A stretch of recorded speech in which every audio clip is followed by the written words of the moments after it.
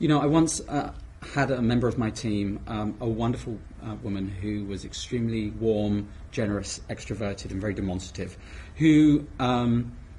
noticed that there were members of the organisation around her, not just in my immediate team, that were much more private and more introverted and less tactile.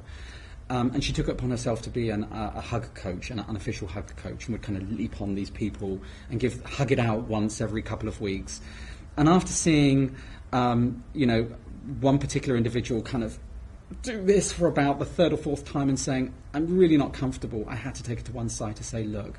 what you're doing is really inappropriate. It's making people feel uncomfortable, and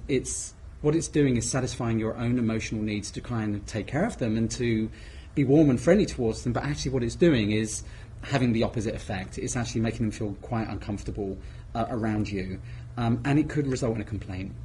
I think all managers have a responsibility to look at and look out for those kind of situations when they arise. And it was something that I felt I couldn't ignore. I feel really strongly about complaints of harassment is that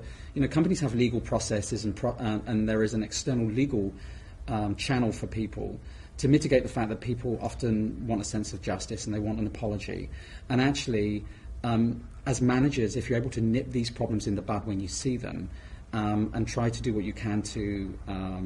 encourage the individual that's responsible to apologise and cease their behaviour, that is actually often the most powerful way to resolve these things before they get out of hand.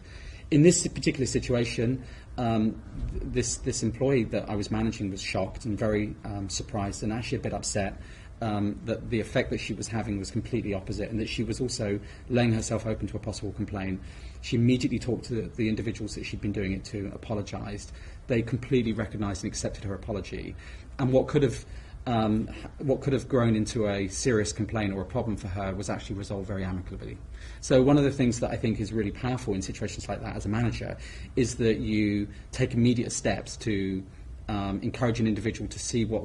how their behaviour is inappropriate, and for them to be able to solve it really, really quickly, so that it doesn't grow into something that's a major problem for them and for the company.